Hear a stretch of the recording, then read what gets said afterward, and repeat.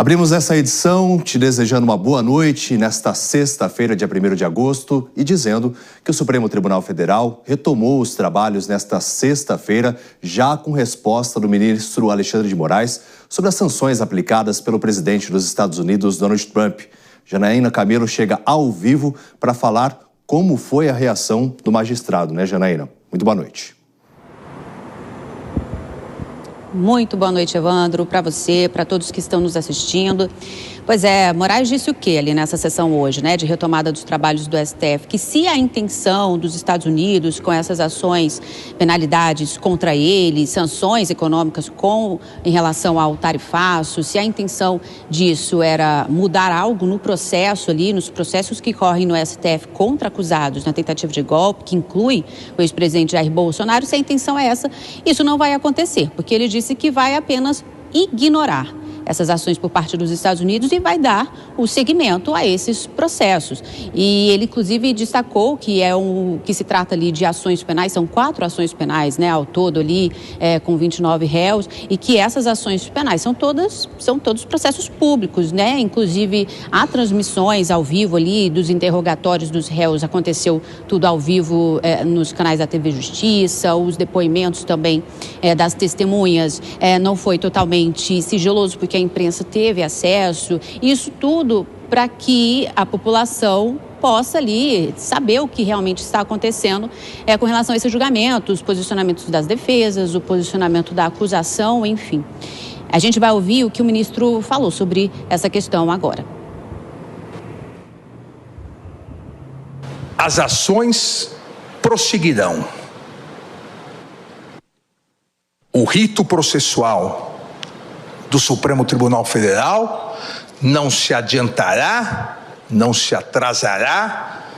O rito processual do Supremo Tribunal Federal irá ignorar as sanções praticadas. Esse relator vai ignorar as sanções que foram aplicadas e continuar trabalhando como vem fazendo, tanto no plenário quanto na primeira turma, sempre de forma colegiada, diferentemente das mentiras, das inverdades, da desinformação, e bem citou o ministro, nosso decano, o ministro Gilmar Mendes, a desinformação das redes sociais.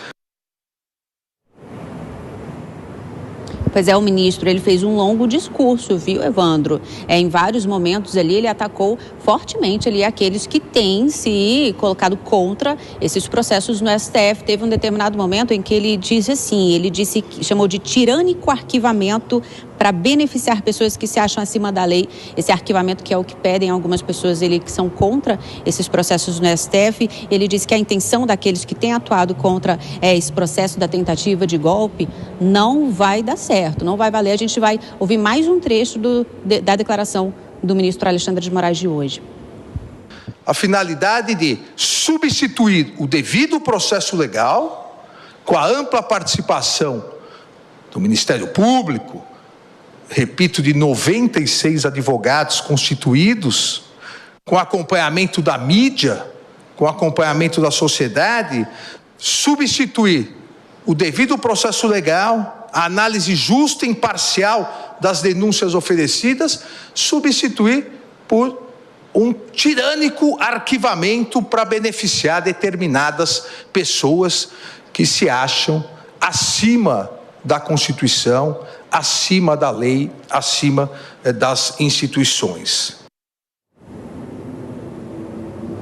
Pois é, o ministro se pronunciou então ali na sessão de retomada dos trabalhos, assim como já era esperado, né? Os ministros já tinham combinado que eles fariam não só o ministro Alexandre de Moraes, mas o presidente Barroso, o presidente da Corte, o decano, o ministro Gilmar Mendes, eles iriam sim se pronunciar hoje nessa sessão, que é uma sessão emblemática ali, sempre de retomada dos trabalhos depois do recesso judiciário, e isso aconteceu 2 dias depois que ele foi, né, alvo dessas sanções com base na lei Magnitsky, que impôs várias sanções econômicas ao ministro.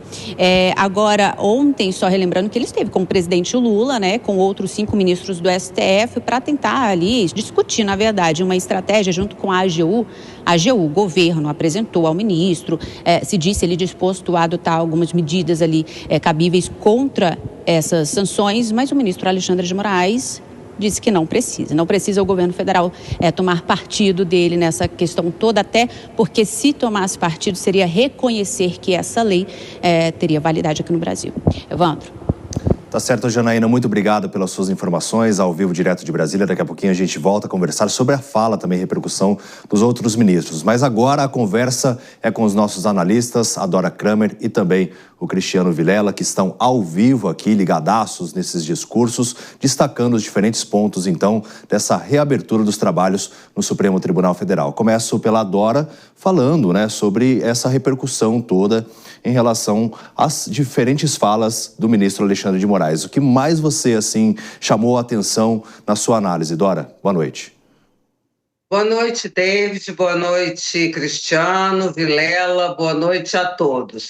Olha, o David, foi um conjunto, assim. Eu já vou falar sobre um ponto específico, mas eu queria começar dizendo que o pronunciamento, quer dizer, o posicionamento do Supremo Tribunal Federal, ele foi categórico quanto à impossibilidade de haver interferência externa nas decisões do judiciário, seja para agravar, seja para amenizar a sentença no caso dos réus do processo pela tentativa de golpe de Estado. Foram vários recados, mas aí, já respondendo diretamente a você, o que me chamou muita atenção foi o relato histórico, né? o resgate histórico de todos os golpes e tentativas de golpes que já ocorreram no Brasil, desde lá do final do século XIX, ao longo do século XX, foram inúmeras. E o destaque que se deu ali nessa sessão do Supremo Tribunal Federal, a importância da aplicação da lei e da firmeza das instituições para que esse tipo de coisa não se repita. Em resumo, achei que os ministros fizeram um desenho muito claro e muito detalhado para quem ainda, porventura, não tem entendido a natureza do que aconteceu, ou melhor, dos acontecimentos que culminaram com 8 de janeiro de 2023. Agora tem um aspecto também, Vilela, você que é da área do direito, né, onde algumas pessoas avaliaram o discurso dos ministros do Supremo Tribunal Federal, especificamente também do Alexandre de Moraes, que sofreu essa sanção, um pouco político. Você também interpretou dessa forma? Olha, David, uma ótima noite a você, a Dora Kramer e todos que acompanham o Jornal Jovem Pan.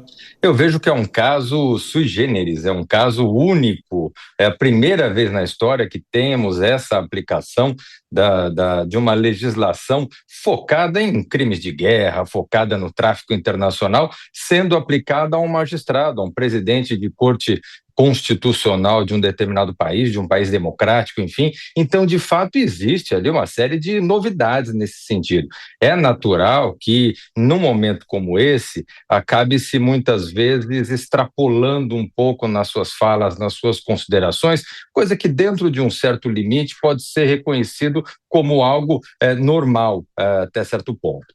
É verdade que isso não pode ficar uma coisa corriqueira, onde muitas vezes acaba ultrapassando os limites que o próprio cargo exige, mas determinadas falas muitas vezes acabam saindo um pouco daquele tom.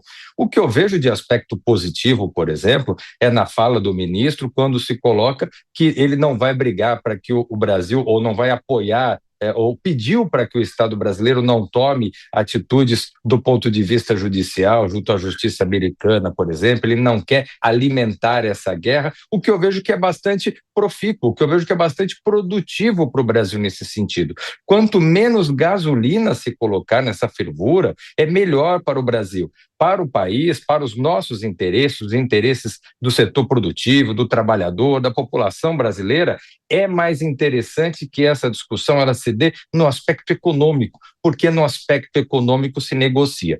quando se entra no aspecto político, quando se entra no aspecto dos limites de poder de cada país, da soberania de cada país, aí você entra dentro de elementos que não se pode negociar. Agora, a negociação econômica, a flexibilização de tarifas, de interesses de cada país, isso pode acontecer, é bem-vindo, e eu vejo que é a única saída para que o Brasil e os Estados Unidos possam sair desse conflito que está cada vez se avolumando mais.